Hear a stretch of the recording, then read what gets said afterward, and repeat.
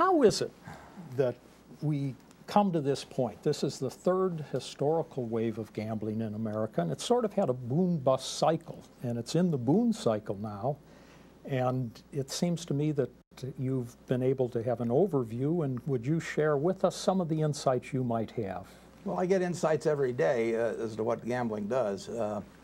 Incidentally, I've bet on my golf game, and it's cost me money over the years, so it isn't like I've never placed a wager. But I get dozens of letters almost daily from people who have financial difficulties for one reason or another.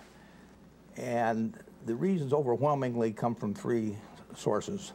One is health problems. People run into unexpected medical bills, and it gets them in a tough situation.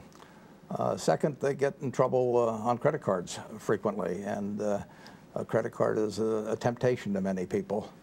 But the third thing I hear about is people that have had an addiction to gambling, and where they've used thousands and thousands, tens of thousands of dollars that the family needs, and they can't get off the hook, and they find themselves in enormous financial trouble. Sometimes that interacts with the credit card situation because they use their credit cards to defer bills and use their cash to feed the casinos.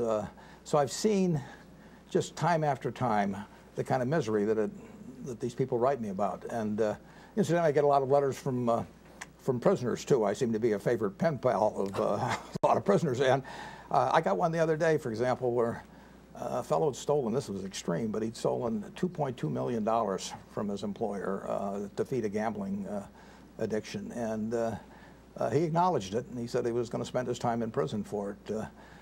So I think we'll always have some of that.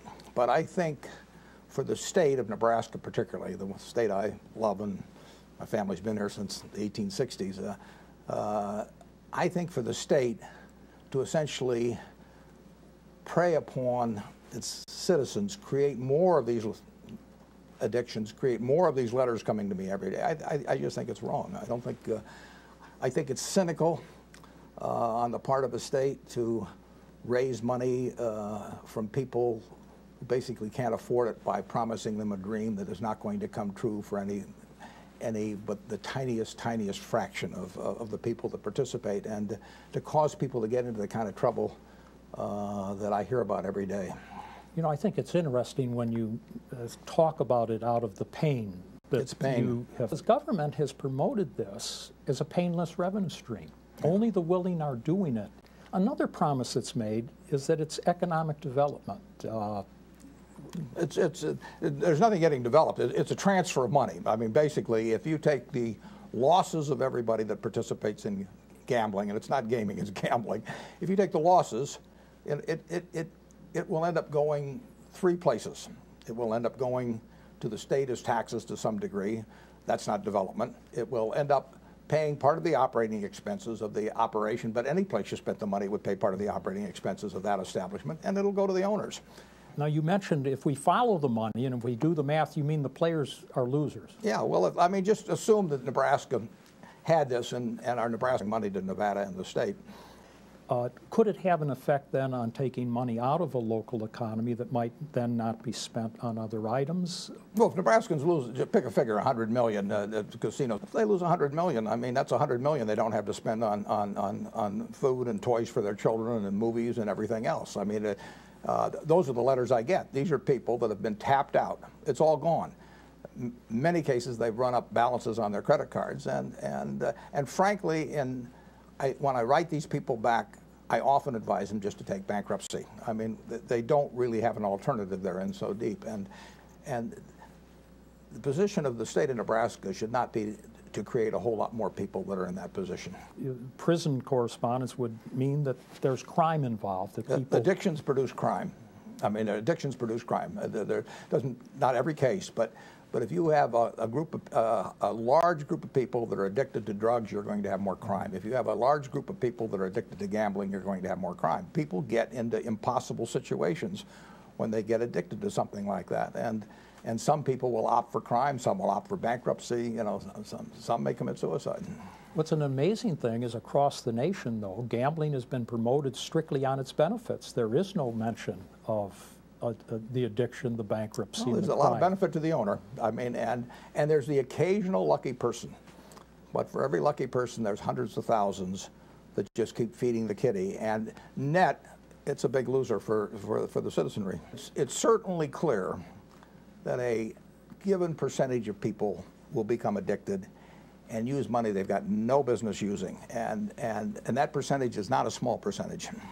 You'd be implying then that there's a certain value construct that you would apply in terms of evaluating a product or a business, because certainly if to own a casino is the license to print money almost. Well, I mean, that's what, in the end, if you have the ability to get people to push a button that gives them back 95 cents on average every time they put in $1, and they can push that button time after time after time, that is a license to print money. And that's the reason that they are licensed. The state says we want part of that. But I really don't think that's a good position for the state of Nebraska to be in. You're teaching your citizenry something all the time by the actions you take as legislators and as the administrators of a state like this. And essentially to teach you that the state is on the other side of the transaction from you. They're trying to get you to do something dumb. I just don't think, I think the state ought to be trying to do things for its citizens, not do something to its citizens. That's the one that means the most to me. I mean, I do not think that the state ought to be in the position of selling the needles. You know, I mean, we're going to have drug addicts in this country, but I don't think that the state ought to get in the business where it hopes there's more drug addicts and it starts selling needles. And we're going to have gambling addicts in this country, but I don't think that the state ought to become the sponsor of spreading that addiction. The argument is made, all these people are going over to Iowa, but I would say this, if you had a house with a nice lawn, and you had a neighbor, and they had a Chihuahua, and that dog occasionally strayed over to your lawn and fouled the lawn, your reaction would not be to go out and buy him a St. Bernard. I mean, you know, you don't need more of it. I mean, it may be something that there are people in Nebraska. I get letters from them that have become addicted to gambling by going across the river. But I will guarantee you that if you open up the floodgates to casinos and various concentrations of slot machines in the state, you will have multiples of the number. You will have the St. Bernards of addicts as opposed to the Chihuahuas of addicts that presently exist. But you do see the winners that are posted in the newspaper, I won 10,000. Is it a selling of a hope? It's selling hope. That's exactly what it is. And you know, people sell hope in terms of perfume, that you're going to, you know, attract men, or, you know, or facelifts, in terms of whatever it may be. There's a lot of hope being sold in the world. I think it's very cynical of the state of Nebraska to sell false hopes.